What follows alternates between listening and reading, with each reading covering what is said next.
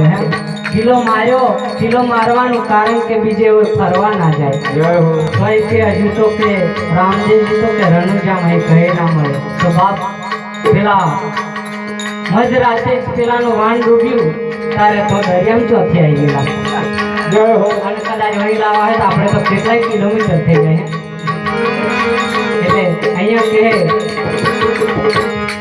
ગુરુએ કિલો રે માર્યો રે તારા નામનો ગુરુએ કિલો રે માર્યો